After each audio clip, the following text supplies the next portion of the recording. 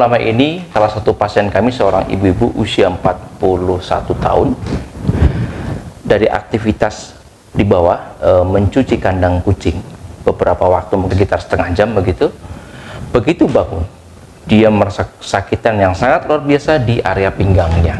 Satu hari kemudian dia datang ke klinik kami, kemudian ternyata si ibu ini tidak mampu melakukan aktivitas secara normal, jalan pun terlihat sangat sakit, dan kemudian dia lebih memilih untuk berdiri ketimbang duduk, karena dari duduk ke berdiri akan memunculkan atau memproduksi nyeri yang tidak tertahan, sehingga aktivitas si ibu ini di rumah pasti akan sangat terganggu, bahkan sholat pun dia dalam posisi rebahan.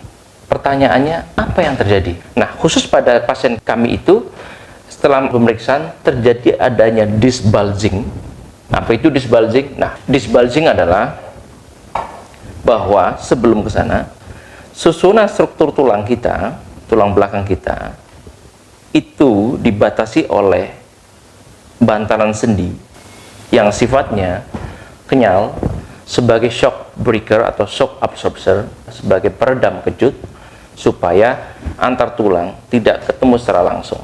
Nah, shock breaker ini disebut sebagai disc atau lempengan atau bantalan sendi. Nah, disc bulging adalah suatu kondisi di mana lempengan bantalan sendi ini bergerak ke belakang karena postur yang tidak baik, misalnya posisi yang membungkuk terus-menerus sehingga tekanan pada area depan lebih tinggi. Karena dia sifatnya kenyal seperti balon yang diisi air, begitu sisi depan tertekan maka dia akan bergerak ke belakang, sementara di belakang ini ada saraf. Terus apa ciri-ciri dari disc bulging? Nyerinya sangat kuat di pinggang terutama, kemudian terprovokasi oleh batuk bersin, kemudian beberapa kasus dia menjalar sampai ke daerah pantat maupun daerah paha belakang, kemudian terprovokasi oleh perubahan gerak, misalnya dari terlentang ke duduk, duduk ke berdiri, kemudian awal jalan dia akan juga merasakan sakit. Nah, itu beberapa tanda dari terjadinya disc bulging. Posisi apa yang kemudian kami sarankan kepada si ibu ini? Kita lihat tabel. Dari tabel ini kita bisa melihat bahwa ternyata tekanan pada bantalan sendi pada tulang belakang yang paling ringan adalah posisi tengkurap. Maka kepada si ibu ini kami sarankan untuk tengkurap saja. Kemudian kita harapkan ada struktur dari tulang belakang yang namanya ligamen longitudinal posterior.